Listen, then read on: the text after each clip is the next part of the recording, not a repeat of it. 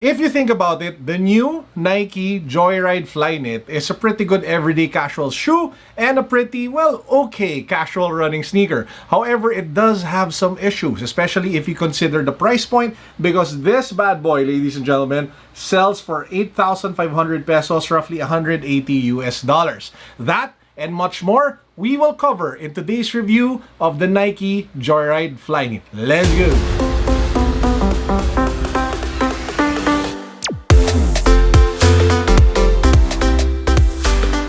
If you guys haven't subscribed to the channel yet, please make sure that you do so because we are giving a ton of stuff away from Lazada. This includes numerous headphones, this includes speakers, and a bunch of other gadgets and even sneakers that you guys would love, including the Peak Tai Chi, one of the most comfortable sneakers you can buy for under 4,000 pesos. To join, you have to subscribe to my channel, you have to follow me on Instagram, you have to join our Facebook community, and then click the link down below for the rest of the mechanics of our giveaway. Apart from the Lazada giveaway, we're giving a ton of other stuff, including Zalora 1,800 peso gift certificates. Again, the links to all of the giveaways to the mechanics, description box. Good luck. So what is so special about the Nike Joyride Flyknit? It's actually everything here in the midsole. If you take a closer look, there are thousands of beads here as well as over here and even in the middle of the shoe. This is the new technology that Nike hopes to redefine or change the way you do your casual running or your recovery runs. Apparently, this is a sneaker that's supposed to make you feel the joy of running again. So what do the beads do? Well, apparently, just like memory foam, just like, bean bags, they conform and shape to the size and shape of your feet as you walk and run in the sneaker. So what happens is you get a personalized cushioning system that absorbs the shock better compared to other sneakers, well, even in the Nike line. Apparently, Nike mentioned that this is supposed to have better shock absorption than the Nike Pegasus or even the Nike React. If you move to the upper, you have a combination of Flyknit, which is extremely lightweight, breathable and flexible, and some sort of like neoprene mesh material. However, how is it on feet? In today's review, we'll talk about two things. We'll talk about everyday wear as a lifestyle shoe, and we'll talk about running. Please do take note that I'm not a professional runner at all. I do casual runs mostly in the gym and the treadmill, sometimes outside of or within BGC, but I am not a marathon runner or a pro runner. So to all of you performance runner people who are looking for performance reviews, I will put the link down below to Jameson Michael. He's one of my favorite performance running sneaker YouTubers who did a review on this sneaker already. From a casual perspective, every time you put it on feet, there is that break-in period. What do I mean by the break-in period? Because if you slide your feet inside the shoes and you feel the beads for the first time, it is actually a very unique experience that you probably haven't felt yet in your shoes. It kind of feels like your feet are on top of some sort of like massage foam with certain, clumps of beads protruding upwards, which is kind of like that massage feel that you get with those specialized slippers and shoes that you can buy, well, in, clinics and stuff like that. However, as time goes by, maybe a few minutes of walking around in them, the beads actually settle. The beads actually start to become a little bit more mushy. They conform to your feet, and then they start to cradle ever so softly the underbelly or the bottom of your foot, which is a pretty good experience. So after walking in them for a couple of minutes, it should be more than comfortable for you guys, especially compared to your typical walking shoe. However, that break-in period persists after several wears. So it's not the type of break-in that you do once and it permanently copies the, the sizing and the shape of your feet. So you expect to have that initial uncomfortable, clumps of beads together protruding upwards and not really being able to cushion and conform to the size of your foot at the start of every wear. Now, in terms of styling, again, as a casual sneaker, obviously this is a bit of a bland color. It is just blue and white. However, it does come with multiple colorways, including brighter, more vibrant colorways that are more on trend to what people look for these days. However, I do like the pop of the beads that you guys see there, especially at the heel part. It's just a nice added touch to be able to give it a different look. So how is it when it comes to running? And I think this is where a lot of you guys tuned in for this review. Now, if you watch a lot of the videos that have come out and you read a lot of the articles that have come out about this sneaker, they're very, very polarizing. Some people absolutely love him, while some people actually hated this sneaker. I'm kind of in between. I love the shoe mainly because I could feel the difference when it comes to shock absorption, which is something that I look for, especially since I have a full ACL tear on my knee. So I've tried a lot of sneakers, from the Ultra Boost to the Pegasus, to the React shoes, to the Under Armour hovers of this world, to the Gel Kayanos, to the Mizuno Waves, and a bunch of other sneaker brands as well. And when it comes to shock absorption, my honest preference has always been the Under Armour Hover Tech. But I'm kind of loving this one because I felt that it had, well, better support, at least in my personal experience and in the last 2 days that I've been running in them. Fact that it's also lightweight and breathable thanks to the Flyknit upper combined with the lightweight beads makes it also, fun to run in. However, after hitting like the 2-mile mark, I did notice some issues with the sneaker. What happens is that you kind of lose that, what do you call this, that feeling that you're actually running on the beads, because I feel that the beads either flatten out or that they move to the sides as you run. So it feels more like your normal running shoe than it is the Joyride after a certain distance. So I would recommend that if you are going to pick this up, if you are, to manage your expectations, because it is not a joyful run throughout an entire, 3, 4, 5K run.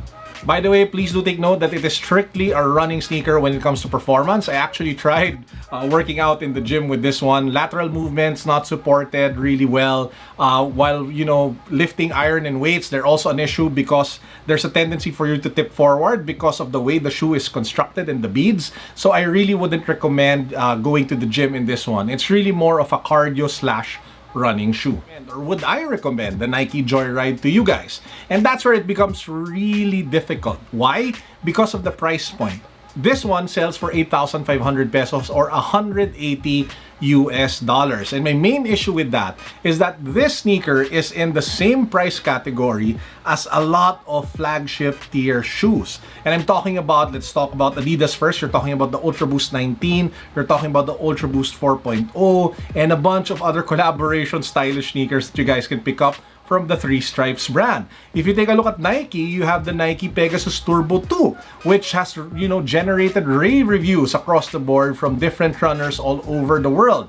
If you go to ASICS, you have the Gel Kayano 25, which is also well reviewed. You have the Mizuno series, and you have a lot more of other great sneakers at the same price point. Now, what makes it even harder is that there are even better running shoes that you can get at a lower price. You have the Pegasus 36, you have the Pure Boost, you have the Pulse Boost from Adidas, and you have the Nike React sneakers that are again all in the 6,000 to 7,000 price point, cheaper than this. In short, at this price point, there are just so many other sneakers that are more versatile and are better runners than the Nike Joyride. But hey, don't let that get you down if you are loving this shoe so much, because if you love to wear it and if you would rock it every day and if you would run in them as well, then good for you. Pick one up, run in them, try them out, and buy them, because after all, the best sneakers that you can actually buy are the sneakers that you wear every day, or at least often, because at least you're getting a lot of mileage and use from the shoes that you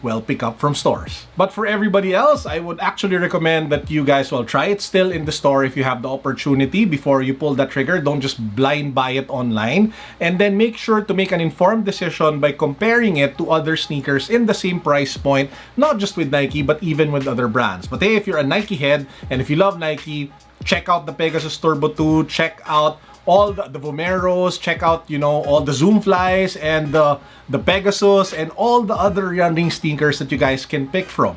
Don't just buy this one because it's new and it has beads.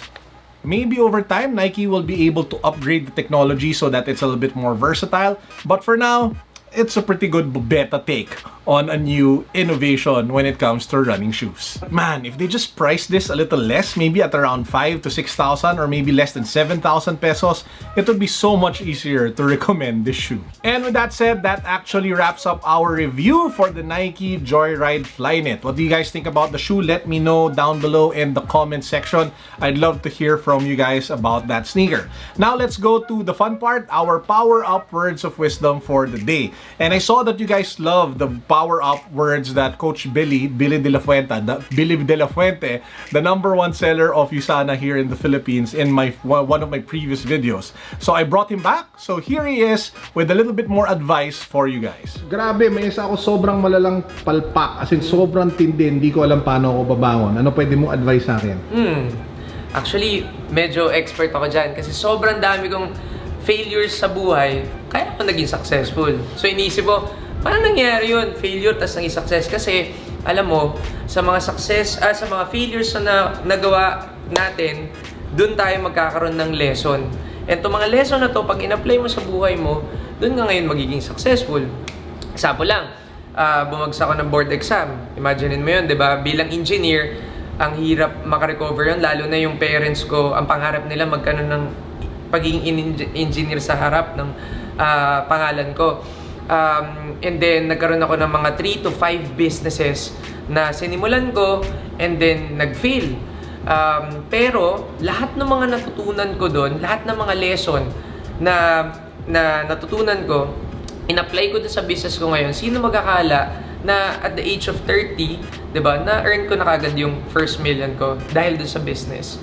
And so, sa akin, yung may papayo ko sa inyo, ganito. Manap ka ng mentor, yung pasok dun sa industry na kung ano meron ka. Kasi kung ano yung mga napagdaanan niya at mga failure niya, and may mga wisdom yan na pwedeng ma-share sa'yo. Number 2, pwede kang, basta importante, gawin mong busy yung sarili mo. Kasi kapag nag-fail ka, o pumalpa ka ng grabing-grabe, tas naging mag-isa ka, mas lalo kang mahihirapan. Mas lalong papasok yung mga negative thoughts and ideas na wala ka ng pag-asa, lumulubog ka sa kamunoy ng kahirapan, di ba? So, pero, if you keep yourself busy, mas nagiging productive ka, mas mabilis kang makaka-move on. So, ito yung mga tips na I hope makatulong sa'yo kasi ito yung mga ginawa ko rin, kaya naka-recover ka agad ako. Thank you, Billy. Guys, if you appreciated his content, check out his YouTube channel. He talks mostly about motivation, business, and entrepreneurship, as well as personal development. So the link to Billy's YouTube channel, down below. And that wraps up our vlog for today. I hope you guys enjoyed. As usual, I hope you all have an amazing weekend. Peace. God bless. What's up? Boom.